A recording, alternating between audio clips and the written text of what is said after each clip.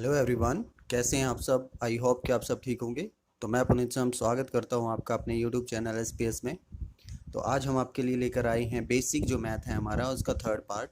तो third part में हम थोड़ा सा और आगे करेंगे। फर्स्ट पार्ट अगर सेकंड पार्ट आपने देखा है तो पहले जाके उसको देखें, क्योंकि स्टार्टिंग से हम कोई चीज़ अगर पढ़ते हैं तो फिर वो हमें अच्छे से समझ में आती है और फिर उसको करने में हमें अलग ही एक इंटरेस्ट भी बनता है। तो आप पहले पहला पार्ट देखें और फिर दूसरा पार्ट देखें, तभी आप सीरीज में अगर ये तीनों देखेंगे तो आपको समझ में भी आएगा और आपको लगेगा भी हाँ कुछ इम्प्रूवमेंट हो रहा है हमारे अंदर। तो चलिए हम थर्ड पार्ट को शुरू करते हैं। देखिए, इसमें हम पढ़ेंगे फ्रैक्शन को। अब फ्रैक्शन क्या होता है क्या नहीं होता है ये हम स्टार्टिंग से जानेंगे और उसके बारे में उसके ऑपरेशंस को भी पढ़ेंगे।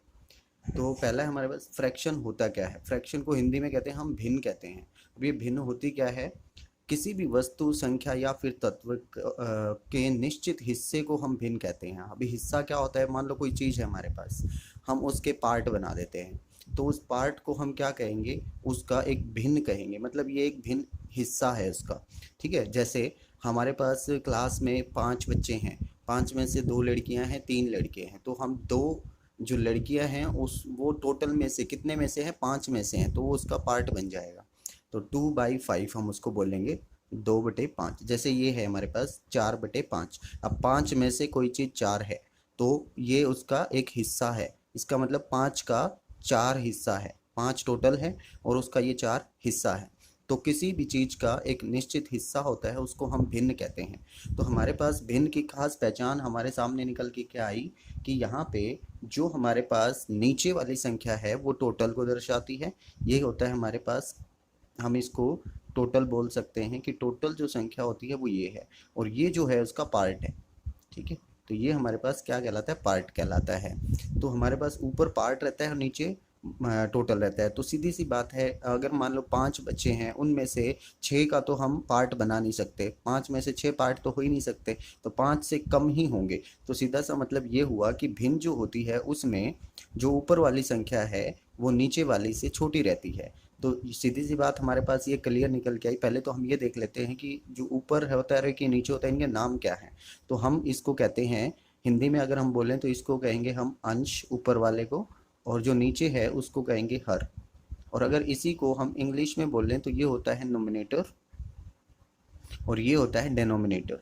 तो इस तरीके से हम इनको रीड करते हैं, बोलते हैं। तो ये देखिए, जो डिनोमिनेटर होता है वो हमेशा बड़ा मिलेगा आपको। डिनोमिनेटर बड़ा मिलेगा, क्यों मिलेगा, क्योंकि ये टोटल संख्या होती है और उसका कुछ भाग ऊपर होता है। तो ये इसीलिए हमें भिन्न कहा जाता है इसको, कि ये भिन्न होती है कि 3 में से 2 भाग हैं, 18 में से 17 भाग हैं। तो ये कभी भी हमारे पास एक से बड़ी नहीं हो सकती। भिन्न कभी एक से बड़ी नहीं हो सकती। क्यों नहीं हो सकती, क्योंकि देखो, अगर मैंने ऊपर 5 लिया और नीचे 4 लिया तो हमारे पास कहने का मतलब क्या हुआ कि टोटल तो मेरे पास 4 हैं और उसमें से मैंने 5 भाग ले लिए। तो ऐसा तो पॉसिबल ही नहीं है। और ये करने पर ही हमारे पास क्या होता है, एक से बड़ा आंसर आता है। क्यों, क्योंकि अगर मैं 4/4 करूँ तो 1 आता है। तो जब तक बराबर रहेंगे तब तक 1 आ जाएगा, लेकिन जैसे ही ये बराबर से ऊपर वाला बड़ा हुआ तो 1 से बड़ी वैल्यू आनी शुरू हो जाएंगी, जो पॉसिबल नहीं है भिन्न में। तो भिन्न हमारी क्या होती है, 1 से बड़ी नहीं हो सकती, 1 के बराबर या फिर छोटी हो सकती है। तो यहाँ पे हमारे पास आती है भिन्न, 2 प्रकार की होती हैं। अब इसके टाइप्स देखते हैं कि फ्रैक्शन के टाइप्स क्या क्या होंगे। तो देखिए, टाइप में हमारे पास क्या है, पहला है हमारे पास सिंपल फ्रैक्शन। सिंपल फ्रैक्शन क्या है, इसको हिंदी में कहते हैं साधारण भिन्न। अब ये साधारण भिन्न होती क्या है, जैसा मैंने भिन्न की डेफिनेशन में बताया वही हमारे पास साधारण भिन्न है। जैसे नोमिनेटर जो होता है वो डिनोमिनेटर से छोटा रहे। तो सिंपल सी बात है, सिंपल हमारी फ्रैक्शन जो है वो क्या है, जो नोमिनेटर रहेगा वो डिनोमिनेटर से छोटा रहेगा। मीन्स ऊपर वाली संख्या छोटी रहेगी, 1 से छोटी रहेगी, वो हमारे पास सिंपल फ्रैक्शन होते हैं। अब आपके दिमाग में एक चीज़ आ रही होगी कि सर आपने अभी तो बोला था कि जो फ्रैक्शन होती हैं वो इसी टाइप की होती हैं और टाइप की होती ही नहीं है।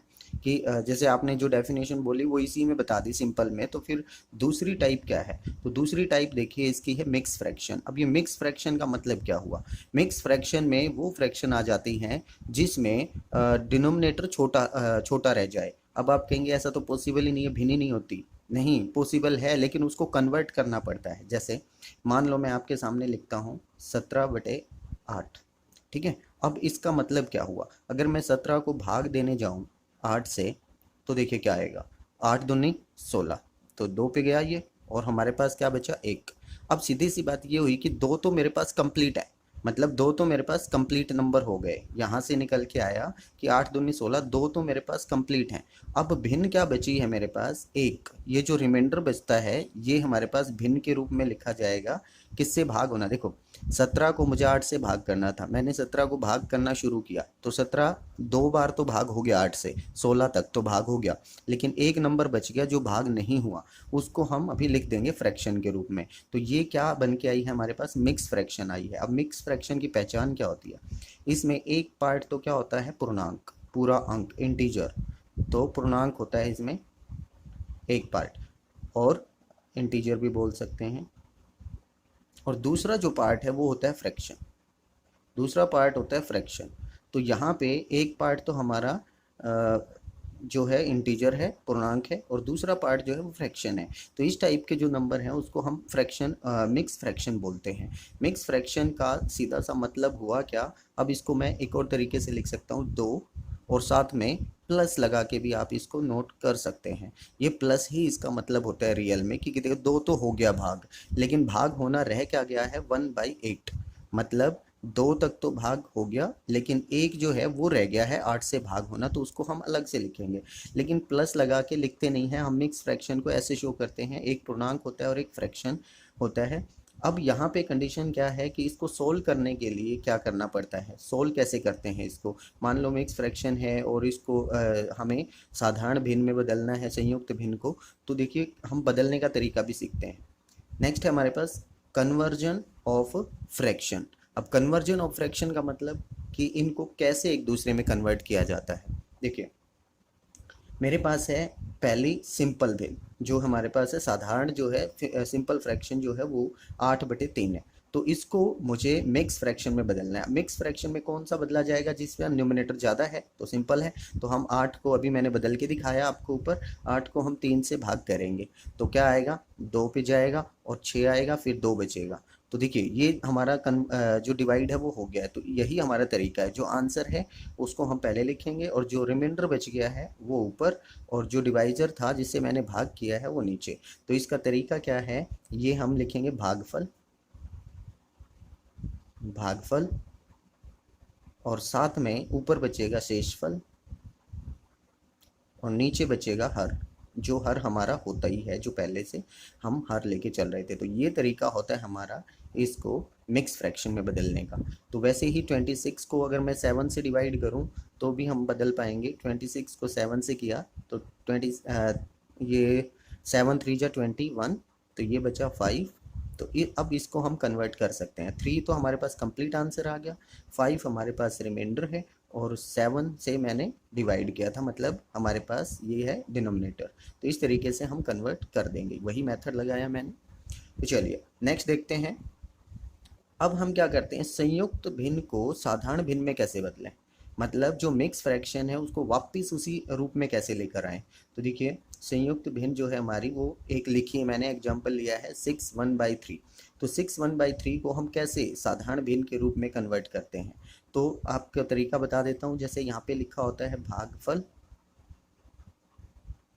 हमने बदला था तब यही बनाया था, भागफल, शेष और हर। तो देखिए आपको करना क्या है, हर की और भागफल की गुणा, यहाँ पे होगी गुणा और यहाँ पे होगा जोड़। तो ये हमारा तरीका है सिंपल। तो देखिए बदलते हैं हम, मैंने कहा यहाँ पे गुणा होगी तो 6 3 18, और यहाँ पे जोड़ होगा 18 और 1 19, तो ये हो गया 19/3। तो नीचे की तरफ जब हम गुणा यहाँ पे होगी गुणा और ऊपर क्या होगा प्लस। तो यहाँ पे भी देखिए एक और मैंने एग्जांपल लिया इसका, 8 3 24 + 2, तो 24 और 2 26, तो ये हो जाएगा 26/3।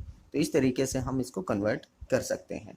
फिर हमारे पास नोट डाला है, देखिए ये एक हमारे पास इंपॉर्टेंट चीज़ें हैं जो मिस हो जाती हैं। भिन्न को हल करने के लिए साधारण भिन्न में ही बदलना पड़ता है। इसका मतलब जब हमारे पास कोई क्वेश्चन हो उसमें मिक्स फ्रैक्शन लिखी है तो हम उसको मिक्स फ्रैक्शन रहते रहते सॉल्व नहीं कर सकते, उसको पहले हमें इस फॉर्म में बदलना ही पड़ेगा, साधारण भिन्न के रूप में बदलना ही पड़ेगा, तब हम उसको सॉल्व कर पाएंगे। तो देखते हैं, एक आध क्वेश्चन करके देखते हैं जो बहुत इंपॉर्टेंट एसएससी लेवल में भी क्वेश्चन पूछे जाते हैं, एसएससी सीजीएल लेवल में। मैंने एक उसी का क्वेश्चन लिया है, देखिए हम सॉल्व करते हैं। ये हमारे पास क्वेश्चन है, ये इस टाइप के क्वेश्चन एसएससी सीजीएल में पूछे जाते हैं। अगर हम पहली बार ऐसे क्वेश्चन देखते हैं या हमने बेसिक नहीं कर रखा तो ये कैलकुलेशन हमें इतनी बड़ी लगती है कि हम इसको कर ही नहीं पाएंगे।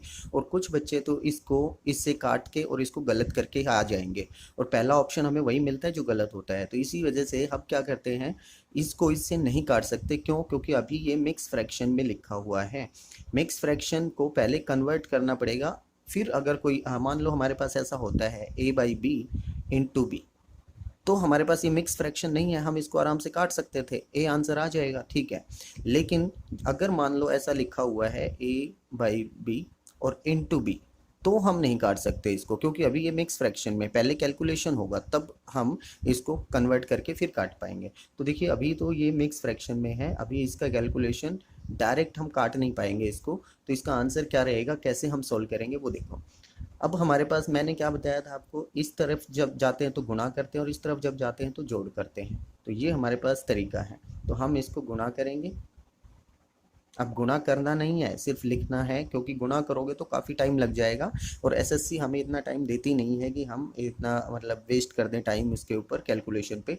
तो तरीका सोचना होता है हमें कि कैसे हम कैलकुलेट करें। तो देखिए इसकी इससे मल्टीप्लाई करेंगे तो हमने ये लिखा, और प्लस करते हैं हम ये वाली संख्या इस तरीके से, और डिवाइड में हमारे पास हर रह जाता है वैसे का वैसा। अब देखो, अब इसके इनटू में है 999। तो देखिए अब कट सकता है ये, क्योंकि अब ये ऊपर का जो है वो अंश हो गया और नीचे का जो है वो हर, और इसके साथ में लगा हुआ है। तो अब हमारे पास इस टाइप का नंबर बन गया है, तो अब हम काट सकते हैं इसको। तो अब हमारे पास बचा क्या, 999 इंटू 999 प्लस 998। अब बच्चे सोचेंगे इसको मल्टीप्लाई करके और ये जोड़ना है, तो हम कर लेते हैं, उसमें भी काफ़ी टाइम वेस्ट हो जाता है। अब मैं आपको इसका भी तरीका बता देता हूँ कि मल्टीप्लाई करते वक्त क्या सोचना होता है। अब मान लो आपको मल्टीप्लाई करना है किसी चीज़ को, 43 को मल्टीप्लाई करना है 93 से, तो आप इसको इससे मल्टीप्लाई ना करके जीरो में कन्वर्ट करने की कोशिश किया करें, क्योंकि जीरो से मल्टीप्लाई करना बेहतर है। तो हम क्या करते हैं, इसको 100 - 7 लिख के फिर कर लेते हैं, क्योंकि 7 से मल्टीप्लाई जल्दी होगा इसकी बजाय। ये तो हमारे पास स्टूडेंट, इसका मल्टीप्लाई कैसे करना होता है, इसका मल्टीप्लाई करते वक्त आपको ध्यान रखना है कि 100 जीरो बनाने की कोशिश ज़्यादा रहे, क्योंकि जीरो जैसे ही बनेगा तो आपका कैलकुलेशन आसान हो जाता है। तो हम इसको क्या लिख सकते हैं, 999 इंटू 1000 - 1 ये लिखेंगे, और प्लस 998। अब 1000 से मल्टीप्लाई करना ज़्यादा मुश्किल नहीं है, तो हम 3 जीरो ही लगाने हैं, माइनस 999। अब इसकी दोनों के साथ मल्टीप्लाई, 1 के साथ भी। अब प्लस में क्या है, 998। तो अब देखिए हमारा कैलकुलेशन और बेहतर हो गया है, ये माइनस का 999 और प्लस का 998। तो यहाँ पे डिफरेंस कितना है, -1। तो ये रह जाएगा हमारे पास 9 -1, और इसका आंसर हमारे पास क्या आ जाएगा, 998999। तो इस तरीके से हमारे पास इसका आंसर हम इजीली निकाल पाते हैं। तो देखिए कैलकुलेशन अगर वैसे देखा जाए तो बहुत बड़ा है, लेकिन अगर आप जनरल चीज़ों पे चलेंगे, बेसिक को अच्छे से करेंगे, तो ये कुछ भी नहीं है, आप आराम से इसको कर पाएंगे।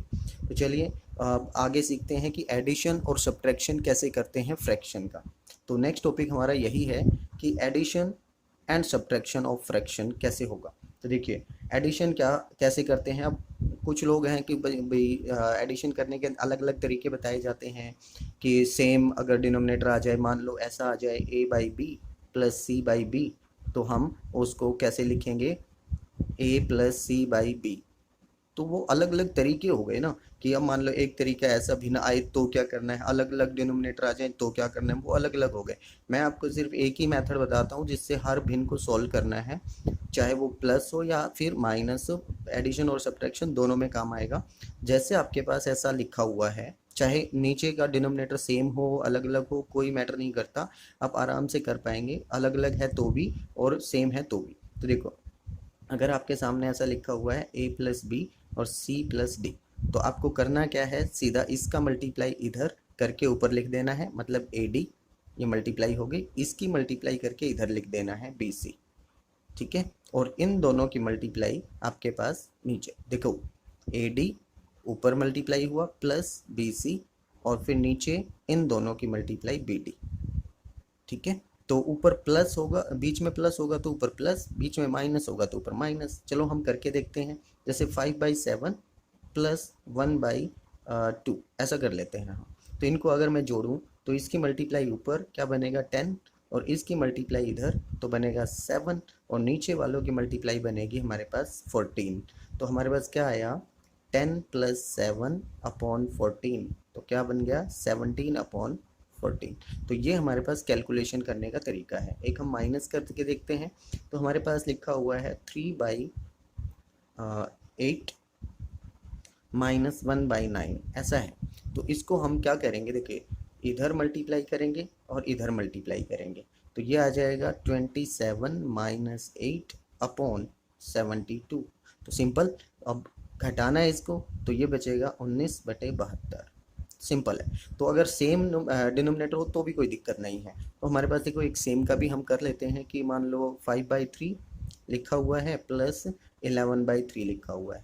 तो भी हमें क्या करना है, सिंपल वही अपना काम है कि इसकी मल्टीप्लाई इधर 15 और इसकी मल्टीप्लाई इधर 33 और फिर नीचे इनकी मल्टीप्लाई 9। अब ऐसा करेंगे तो क्या होगा, देखिए 15 और इसको जोड़ेंगे तो बनेगा 48, और यहाँ पे आएगा तो इनका मल्टीप्लाई 9। अब ये अगर कटता है तो काट दीजिए, डिवाइड होता है ये 3 पे तो आप काट दीजिए इसको, तो हमारे पास क्या आ जाएगा 16/3। तो इस तरीके से हम कैलकुलेशन कर सकते हैं। तो एडिशन और सब्ट्रैक्शन में कोई दिक्कत नहीं आएगी अगर आप ये रूल पकड़ गए तो। इसको थोड़ा सा ध्यान से करेंगे। कई लोग एलसीएम ले लेते हैं, एलसीएम बच्चों को समझ में नहीं आता है तो फिर दिक्कत हो जाती है एडिशन और सब्ट्रैक्शन में भी। तो एलसीएम को हम इसमें नहीं घुसाते हैं, एलसीएम को हम अलग से करेंगे, तो उसको सीखेंगे ध्यान से अच्छे से। लेकिन यहाँ पे ऐड करने और सब्ट्रैक्शन करने में ही अगर हम एलसीएम में फंस गए तो फिर समझ में नहीं आता हमें। तो इसको हम अच्छे से इस तरीके से करेंगे तो आराम से आ जाएगा। अगर आपको एक बार और देखना है तो एक बार और देख के इसको रिवाइंड करके तो अच्छे से समझ में आ जाएगा। अब आता है मल्टीप्लाई और डिवाइड। तो multiplication and division of fraction. तो मल्टीप्लिकेशन और डिवीजन कैसे होता है, देखिए अब हमारे पास दो भिन्न है a/b और उसकी मल्टीप्लाई करनी है c/d से। ठीक है, तो हम कैसे करते हैं, देखिए जब मल्टीप्लाई करनी होगी तो नोमिनेटर की नोमिनेटर से और डिनोमिनेटर की डिनोमिनेटर से सिंपल मल्टीप्लाई होगी। तो हमारे पास a × c upon b × d। अब जो कटता है काट सकते हैं और जो बचे वो लिख देंगे। तो ये बिल्कुल सिंपल हमारी फ्रैक्शन का सॉल्यूशन है। जैसे हम ये लिखे हैं कि हमें मल्टीप्लाई करनी है, मान लो 3/8 × 1/9। अब कुछ लोग ऐसे बता देते हैं कि यहीं पे अगर दिखता है तो काट दो, और बच्चे को कन्फ्यूजन हो जाती है कि वो इधर इधर के भी काट देते हैं। तो फिर आप उसको कन्फ्यूजन में रहो ही मत, ऊपर ऊपर मल्टीप्लाई करो 3 और नीचे नीचे मल्टीप्लाई करो 72। अब अगर कटता है तो काट दो, 3 × 1 = 3 और 3 से ये कट जाएगा 24। तो ये आएगा 1/24। तो इस तरीके से फ्रैक्शन की मल्टीप्लाई करें। अब डिवाइड करने में हमारे पास क्या करना होता है, देखिए डिवाइड मल्टीप्लाई से अलग नहीं है। अगर डिवाइड करना है तो मल्टीप्लाई आपको करना ही पड़ेगा। कैसे, अगर a/b है, इसको अगर मुझे डिवाइड करना है c/d से, तो ये डिवाइड का साइन बदल जाएगा, सिर्फ इस फ्रैक्शन को पलट दीजिए। तो देखो a/b मल्टीप्लाई होके ये क्या हो जाएगा d/c। तो सिंपल आपको क्या करना है, जब भी डिवाइड करें तो ये नीचे वाली फ्रैक्शन पलट जाएगी। या हम इसको ऐसे भी लिख के देख सकते हैं a/b अपॉन c/d। अगर दो फ्रैक्शन डिवाइड में है तो ऊपर वाला तो रहेगा सेम और नीचे वाला पलट के मल्टीप्लाई में आ जाएगा। तो बात तो वही है, अगर मल्टीप्लाई करने आती है फिर तो डिवाइड में कोई दिक्कत नहीं है, तो हम इसको आराम से कर लेंगे। देखिए एक एग्जांपल हम करके देखते हैं। मान लो 5/3 को मुझे डिवाइड करना है 4/9 से, तो हम क्या करेंगे 5/3 और मल्टीप्लाई कर देंगे 9/4 से। तो अब हमारे पास क्या आएगा 5 × 9 = 45 और यह आ जाएगा 3 × 4 = 12। 3 पे कटता है तो हम काट देंगे 15 3 × 45 एंड 4 3 × 12। तो यह आएगा 15/4। अब ये मिक्स फ्रैक्शन में आ गया तो हम इसको कन्वर्ट करके ये हमारे पास फ्रैक्शन में है, तो अब मिक्स फ्रैक्शन में होता है तो हम कर देंगे। क्यों, क्योंकि नोमिनेटर ज़्यादा है। तो 4 से अगर मैं डिवाइड करूँ तो 3 पे जाएगा और 3 ही बच जाएगा। तो ये इस तरीके से हमारा आंसर लिखा जाएगा। आई होप कि आपको समझ में आया है। अगर नहीं आया है तो कमेंट सेक्शन में ज़रूर बताएं कि क्या कुछ आपको समझ में नहीं आया, क्या प्रॉब्लम आ रही है, ताकि हम उस हिसाब से कोई भी टॉपिक अगर आपको समझ में नहीं आता है तो आप कमेंट सेक्शन में बताएं, तो हम आपको अच्छे से उसका सॉल्यूशन प्रोवाइड करवाएंगे। अगर वीडियो पसंद आती है तो इसको लाइक करें, शेयर करें अपने फ्रेंड के साथ, और चैनल पर पहली बार हैं तो इसको सब्सक्राइब ज़रूर करें। मिलते हैं नेक्स्ट वीडियो में।